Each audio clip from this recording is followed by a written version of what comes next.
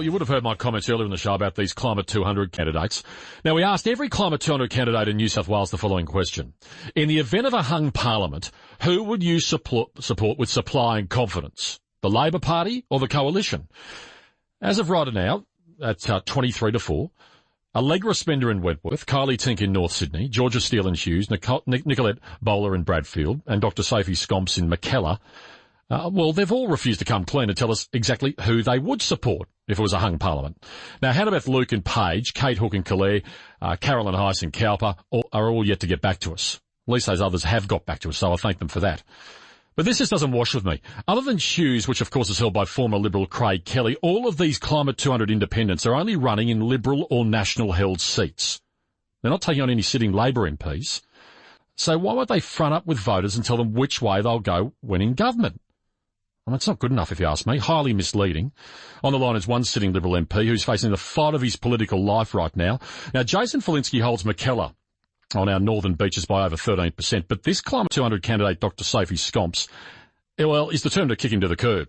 And Jason Falinski is on the line this afternoon. G'day, Jason. Hey, Jim. How are you? Yeah, good. Let me ask you this question. If Dr. Scomps beats you in Mackellar, what party do you think she will provide supply and confidence to? Anthony Albanese and the Labor Party.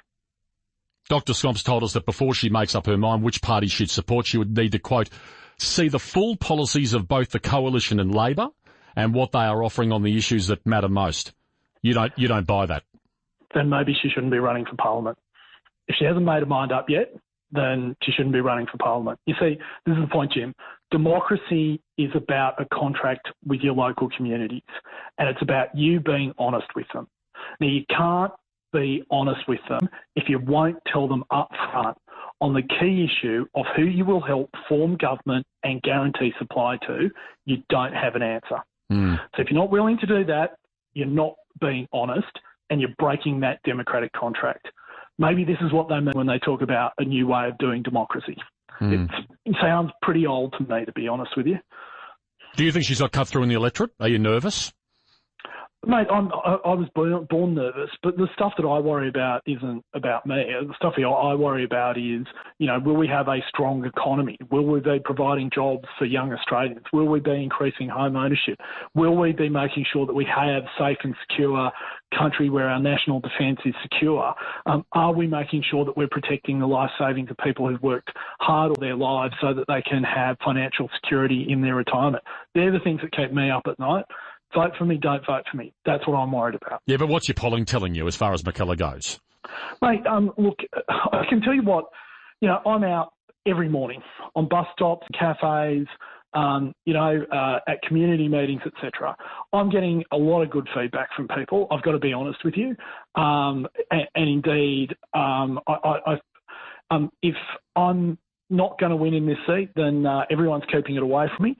Having said that, look, my opponent, the Climate 200 candidate, Simon Holmes à Court's preferred candidate, is incredibly well funded. They're talking about spending $2 million on this seat of Mackellar. Now, I got to tell you, Jim, I'm not in favour of spending limits. I'm not in favour of all the sorts of donation reforms that they talk about. But when you have a single candidate spending $2 million on one electorate, I actually think that gets quite close to being immoral. We have a lot of challenges and a lot of problems in our country and in our world at the moment. To think that spending $2 million on an election in a single seat is a good idea, to me seems like just absolutely immoral. And there is a lot better ways to spend that money. And I think a lot of people who've given a lot of money to Simon Holmes à Court should be asking themselves that question. Okay, so Mackellar's never been held by Labor in its history. What do you think your community would think if Dr. Scomps put Anthony Albanese into the lodge? Well, I'm sure they would share views with her at the next election. But, look, I don't understand why this is correct. That's clearly what she's going to do. If she wasn't going to do that, then she would say, I'm not going to do that. And Simon Holmes à Court would say, we're not going to do that. And Allegra Spender and Kylie Tink and Monique Ryan and Zoe Daniel and Kate Cheney. And by the way, and Joe Dyer. And by the way, Jim, 3, 4 or 5 of these candidates were previously members of the Labor Party. Some as not as recently as last year. Some of them handed out for the Greens. Mm. I mean, Sally Steggall says, I'm in favour of a moderate Liberal Party. Well, in 2011, she didn't vote for Mike Baird in the state seat of Manly. Now, there are fewer smaller L Liberals in the Liberal Party than Mike Baird. So up against the most corrupt government since the Rum Corps, trademark New South Wales ICAC, and Mike Baird, one of the most moderate and modern Liberals that you can think of, Sally Steggall still chose not to vote for him. Look, there's nothing wrong with, in a democracy, you're allowed to vote for whoever you like. But the democratic contract says that when you're standing for election, you need to be upfront and honest with the people whom you are seeking to represent in federal parliament. At the moment, none of these candidates are being. So you think they're being so smart. You're saying that Dr. Scomps is dishonest? I'm saying that, yes, I am. Actually, I'm going to go that far. Be honest enough to front up and say to the people of Mackellar, in the case of supply and in the case of confidence in government, who you would support in a hung parliament.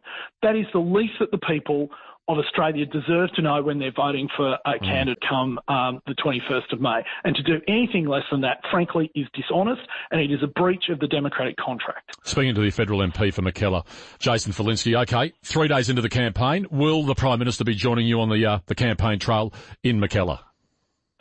Mate, that's up to him. I mean, he's got an open invitation to come up here anytime he likes. So there's no plans at this... up here. Yeah. Sorry. There's no plans at this stage to have him there? Look, I don't know what his forward schedule looks like. That's obviously something that is a closely guarded secret for obvious reasons, and I'm sure it's very flexible. But he's more than welcome up here if he wants to come up here. Okay, let's go back to the open line, and Max has called in from Avalon, which of course is in Mackellar. G'day, Max. Yes, good afternoon to you. What do you think of Dr. Sophie Scomps, the Climate 200 candidate? Are you leaning that way, or are you leaning towards the sitting Liberal MP, Jason Falinski? No, I wouldn't dream of leaning towards Sophie Scott. As I said to one of her supporters the other day, I wish to God she'd take down some of those posters. I'm fed up with looking at her. She's everywhere, and I'm intrigued to hear that Mr. Holmes of Court is throwing a couple of $1 million at her campaign, or whatever it was. That absolutely stands out a mile. There's about as much authenticity in the whole thing as that says, really. Good on you, Max. Thank